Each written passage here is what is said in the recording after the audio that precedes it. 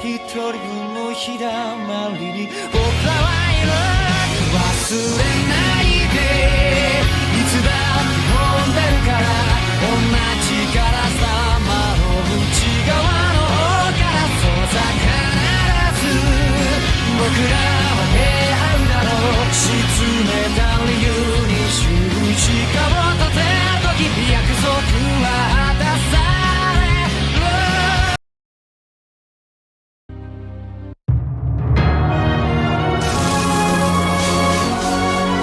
Hello everyone, I am back. I was gone for a little bit because I haven't really been getting any figures and I want to give y'all the best of what I can give you. So I put a lot of time in this video and I really love it so much. So please watch through it all because I think it's very informative about this figure and it's just very nice, but I'm just gonna get right into it. So the figure today that I'm showing you is the Tales of the Abyss 25th anniversary figure of Ash and Luke with the meaning of birth. Now this figure holds a humongous significance in the game. If you have ever played the game, you know what I mean. This scene that they made a figure of is so important, which I will explain what happened. Like, this figure is amazing, but first we'll go in the details of the figure. Now the thing about this figure is that they don't have pegs where you stick their feet in. They are magnetic, so you can actually snap them in any position that you want to without it kind of messing up the figure. It is really hard to mess up this figure unless you just honestly chunk them around. Because of how this figure is, they are sturdy. They are not fragile at all. Like, you can grip them. You could probably throw them. I don't suggest throwing them, but you could if you wanted to. Like, these are really thick. But besides one part, their heads come off extremely easily because in the Kotobukiya version, they come with different faces where they're smiling, so you can switch out their heads. Well, the version that I got doesn't have it, so if you pick them up by their heads, they will be decapitated very easily if you do that. So grab them by their legs if you can, okay? The head, I have made them fall over like 5 or 6 times because their heads come off so easily. It's really, really weird. The details of the figure is amazing. I love how every figure that Luke has, they give him a 6-pack, and they let you know that they gave him a 6-pack because if you turn him to the side, you can see the ribs that they have done. So you can rub your hand on it and see, be like, oh my gosh, they're not just painted on. He has actual abs. I just think that is a wonderful thing that they always do for Luke, is that. But this is Ash's first figure, and honestly, it is amazing. He looks so good. They made him so flawless and so just nice looking. They made him so flippin' nice looking, okay? Their facial expressions, they can never look at each other. They're always looking to the side because honestly, I feel like they kind of don't want to fight, but they kind of have to given the circumstances. So like, kind of sucks a lot that they have to do this, but it is what it is. So on the base of the figure, it is the design of the room of the white and blue, and then the whole base of it is a magnetic. So again, you can put them anywhere you want. On the rim of the base, it actually has Tales of the Abyss, Luke, Ash the Bloody, which it is in a very... The thing with the game is that they have their own language, and I feel like it's written in that language the font is, so it's really hard to read, but I try to decipher it as much as possible that that's what it is. Tales of the Abyss, Luke, Ash. I can mostly make out Luke and the Abyss, not Ash. It spells another word.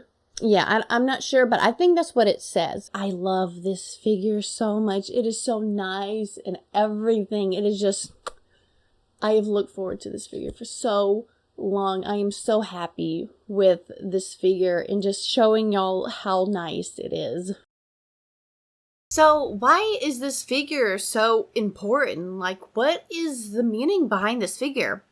This figure in particular is very important to the fans that love and have played Tales of the Abyss.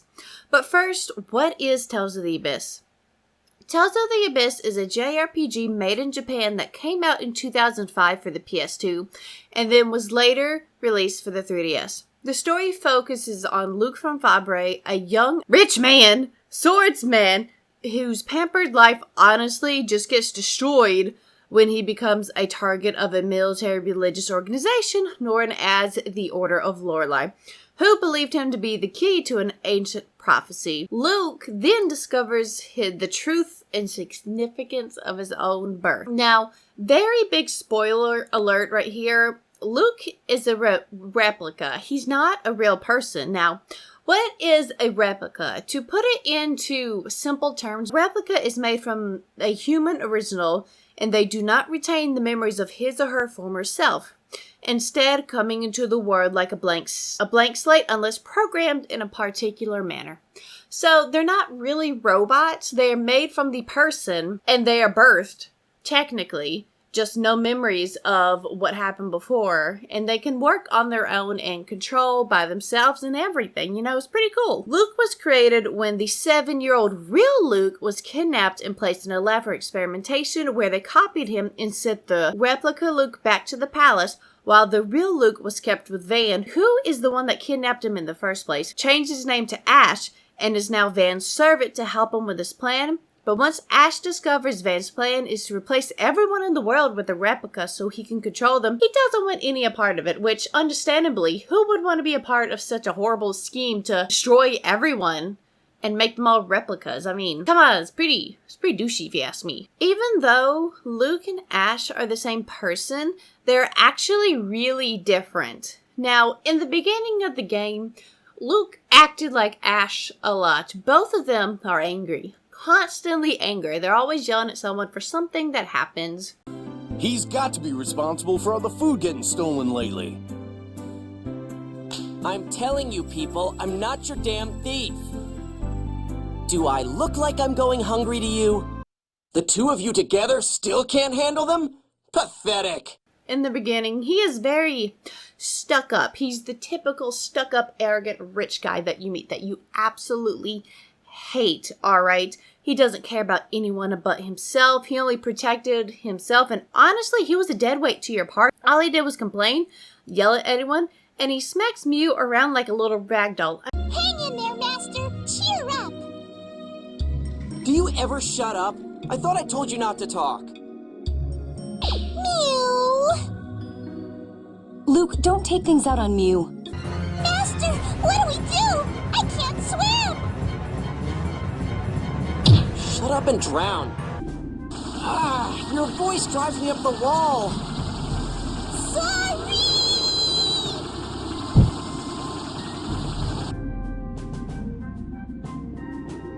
The game honestly makes you hate Luke so much because he is so mean to everyone. The game makes you just want to get rid of Luke because he yells at everybody, smacks everybody around, still thinks of himself. Even after everything, he's still selfish and arrogant. I mean, that's pretty terrible if you ask me. But after Luke literally kills thousands of people, he kind of reconsiders his attitude. But he also goes through a, I guess you could say an identity crisis during that time. Because after he had destroyed thousands of people, everyone blamed him, obviously, because he's the one that did it. It's not my fault. Master Van said, yeah, Master Van told me to do it. I had no idea this would happen. No one told me. It's not my fault. It's not my fault. Colonel? I'm returning to the bridge. If I stay here, I'll just be irritated by some ridiculous ranting.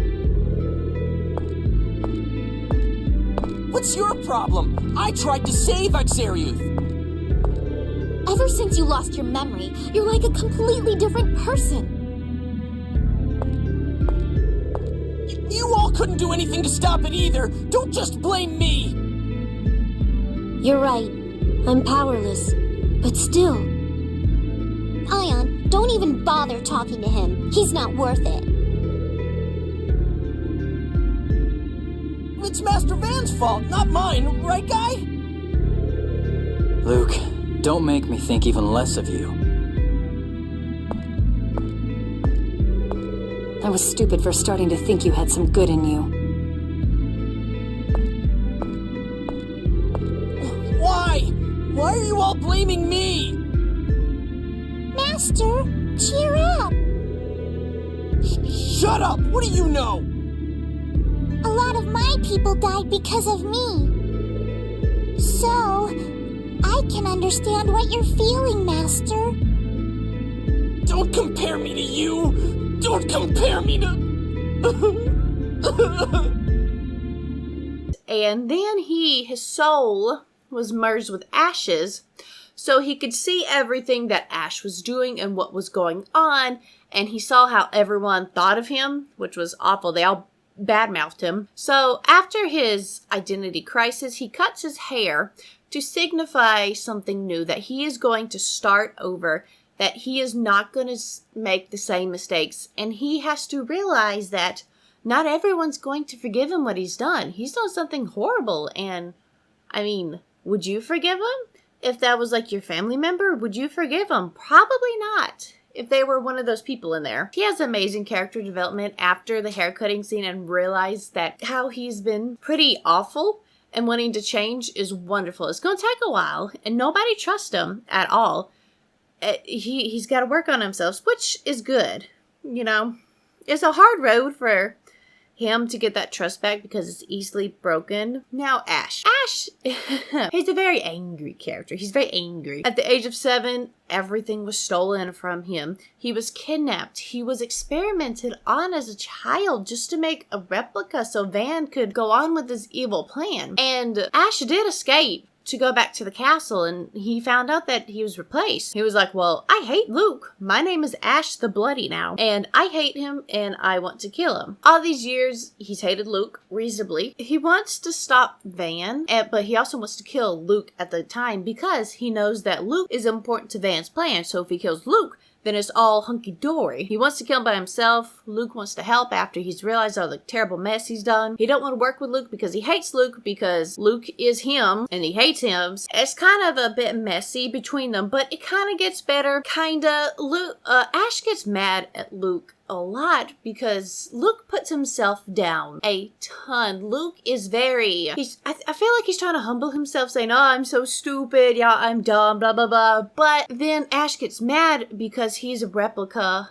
of Ash. He's the same exact person. So in Ash's eyes, he's putting himself down. Like, why would you do that? Ash thinks he's the greatest thing that's ever been made. I mean, he has been through so much stuff, so he is pretty hard to crack. But still, though, Ash gets rightfully angry at Luke all the time.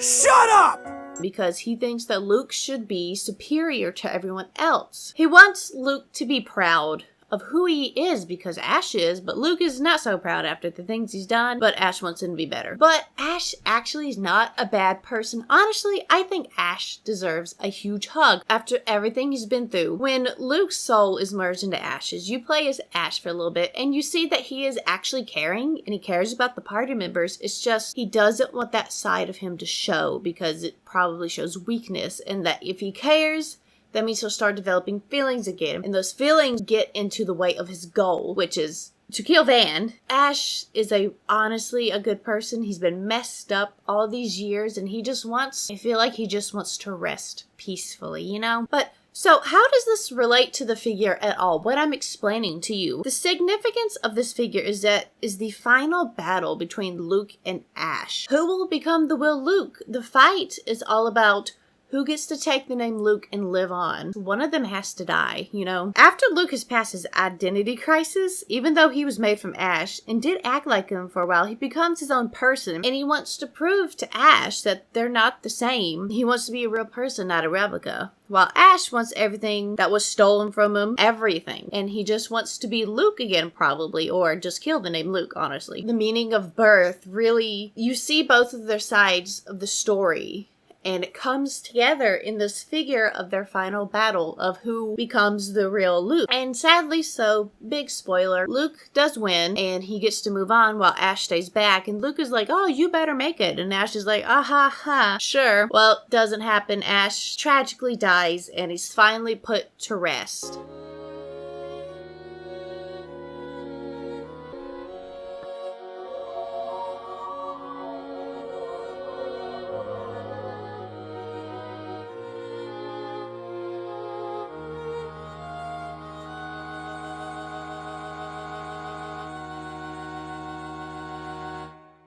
But thank you so much for watching. I've gotten a couple of things in, so if y'all would like to see them, I will do a video of them.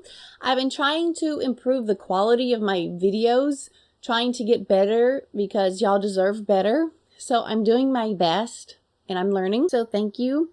Please go follow all of my socials down below and I will see you next time. Thank you.